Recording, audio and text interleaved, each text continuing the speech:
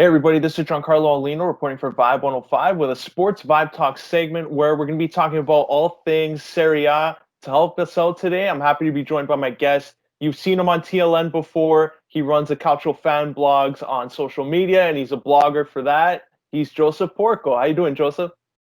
I'm good. How are you? Thank you for having me on as a guest. Oh, I appreciate you coming on and helping us out here, giving us a rundown of all things Italian Serie A.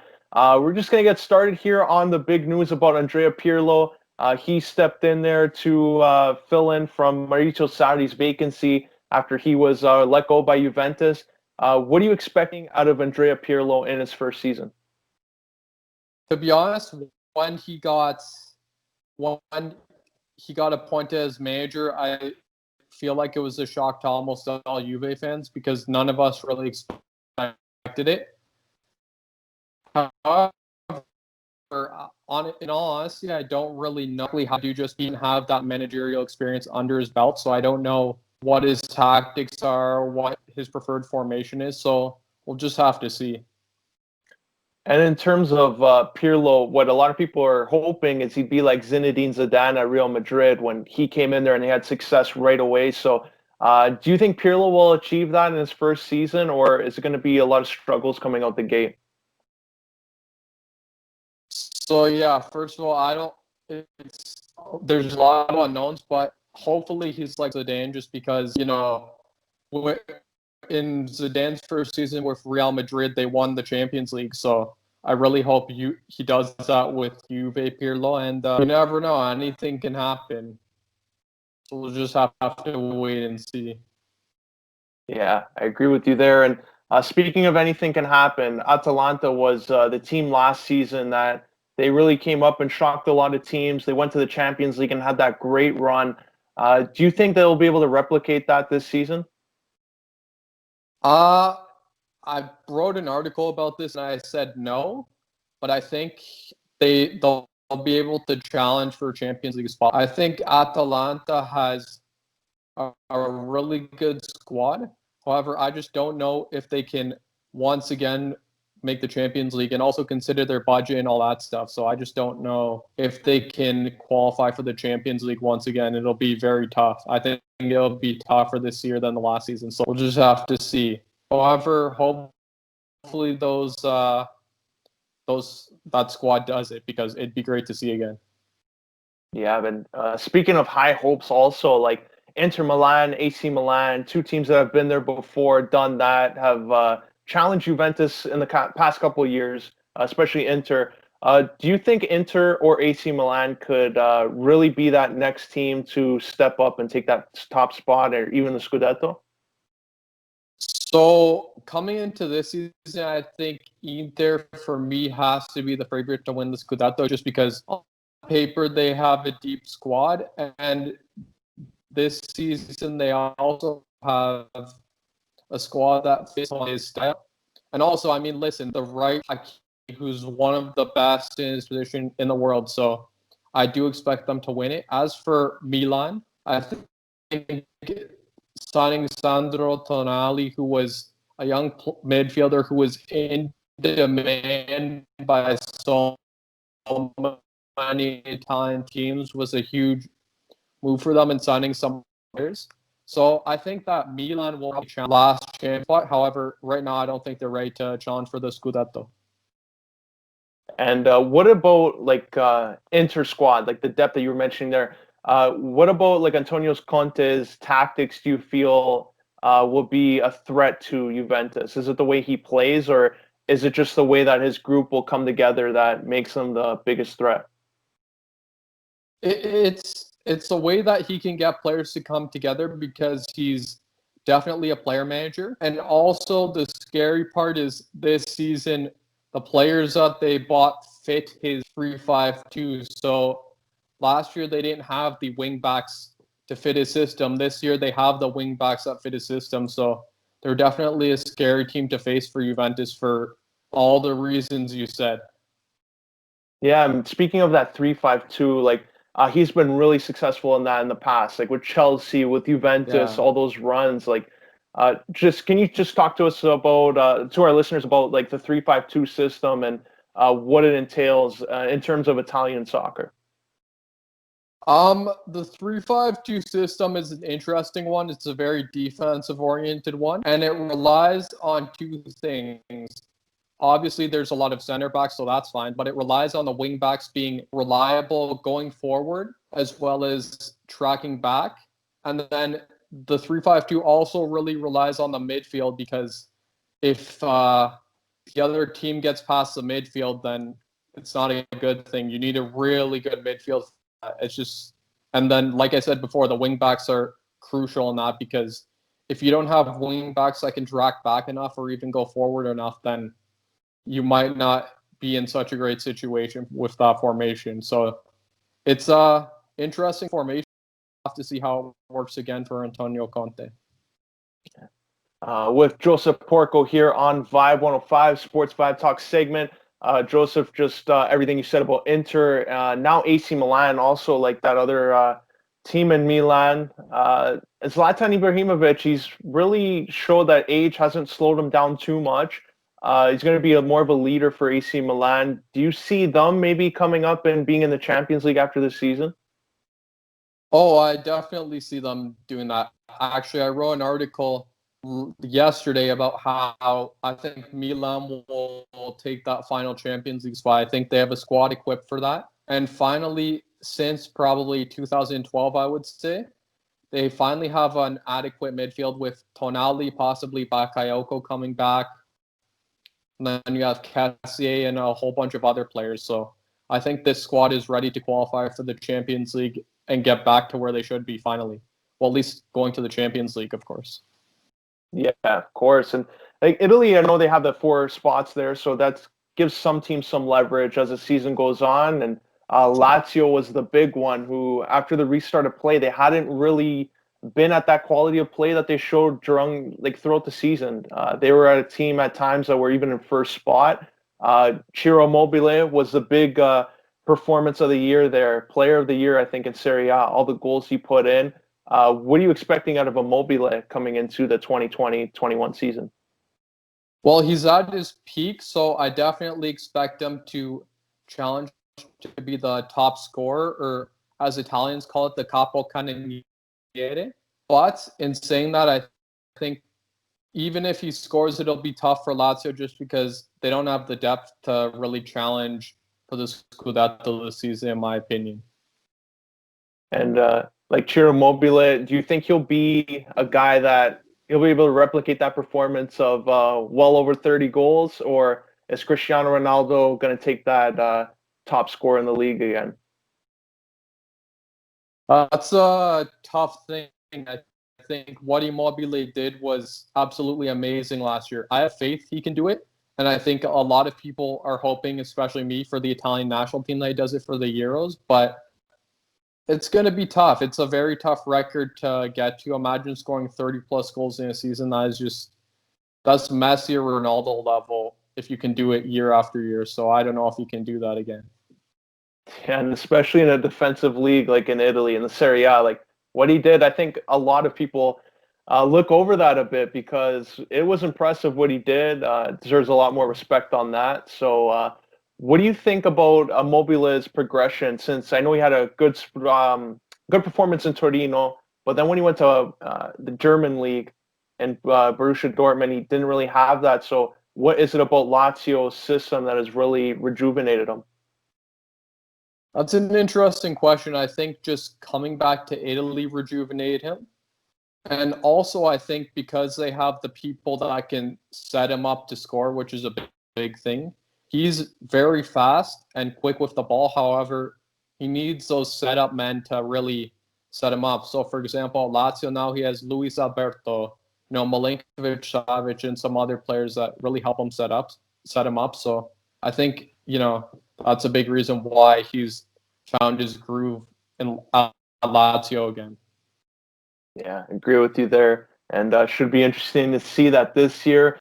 Once again, for those just joining us here on Vibe 105, this is Sports VIBEtalks segment. I'm Giancarlo Aulino here with Joseph Porco of CalcioFanBlogs.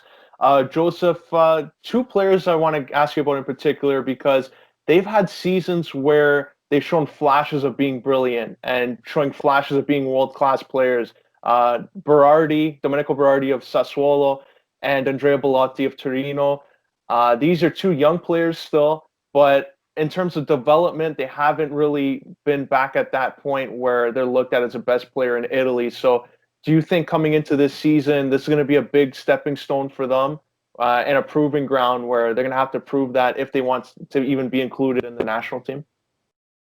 Well, for me, Belotti should be called up right now to the national team. I think, last season Torino completely underperformed. I don't think anyone expected them to be battling relegation. So I think he really did well considering the circumstances. As for Berardi, he's one of those players that is good and he's a great player for Sassuolo, but even if he steps off, I just don't know if he'll get that spot on the Azzurri squad just because you have guys like Orsolini, you have Chiesa who are younger and just as good. So it'll be tough. I mean, it'd be great to see Berardi in the Euro squad just because I feel like he's been, shafted a couple other times for a couple other tournaments. But yeah, I just don't see him making the squad just because you have younger, better players in his position particularly. Yeah, and he was a guy that I remember he was scoring hat tricks sometimes. He was a guy that's getting up there and all this praise from him. And even Juventus, they were even considering bringing him in when they had that co-ownership of him. So it never materialized. He's been in Sassuolo all this time. So what do you think he's doing, if he's doing anything wrong, that if he could just add something different to his game that would allow him to get to that next step? It's tough. I think he has all the tools to be a world-class player. The only issues with him have been, he's gotten injured constantly, which is a big issue with a lot of players. And then also, he's been suspended a lot. So I don't know how you fix the injury part because that's up to the physio, the trainers, and the physio staff. But, I think he just has to have more discipline on the field and stop doing unnecessary fouls and stop getting suspended as much as he does, to be honest with you.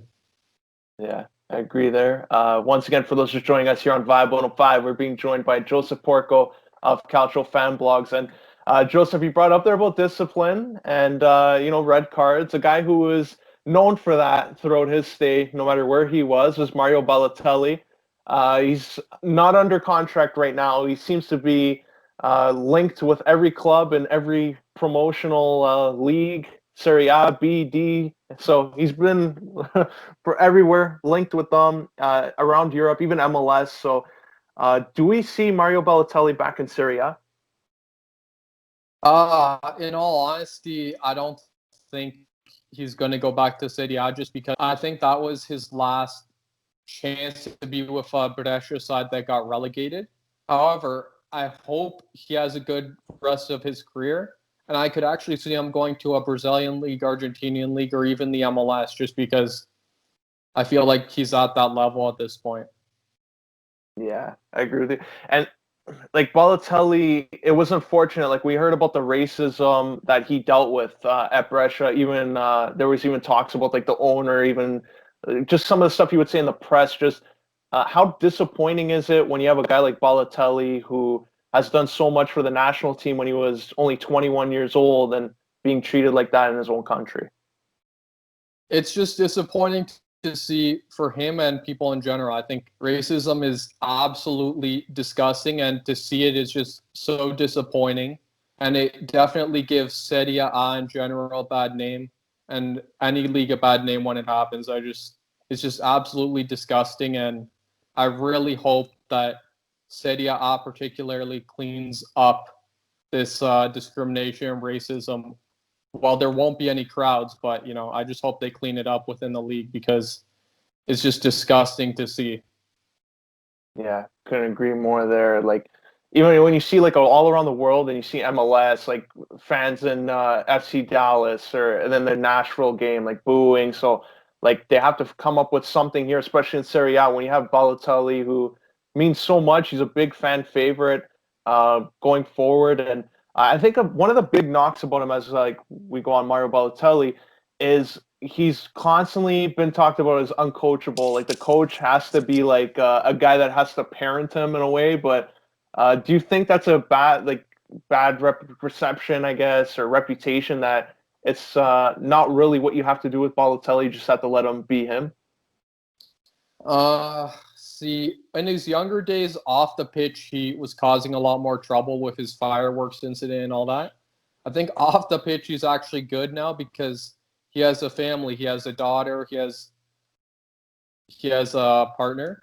But I think that in general, it's just I don't know what you have to do with him. Like, I don't know if he responds to coach parenting him because Mancini tried that at Manchester City, and it worked for a couple seasons, but it just didn't work in general. Prandelli on the national team tried it, and I guess it worked to an extent, but it didn't fully work. So I don't really know what you have to do with Balotelli. I don't know how he is behind the scenes, but yeah, you're right. It seems like he doesn't have a great reputation behind the scenes for sure. Yeah, and just on the topic of the national team, what would Balotelli have to do if he wants to get back into it? Because we hear like every manager that's come in since Prandelli he's got some flashes, some mini opportunities and qualification, but it was like a Jovinko situation where maybe one game and then that's it, and then we don't see him. So is he in a position where he could make it to the national team again, or is this just he's got to accept it? He's going to have to maybe go to MLS if he wants another opportunity.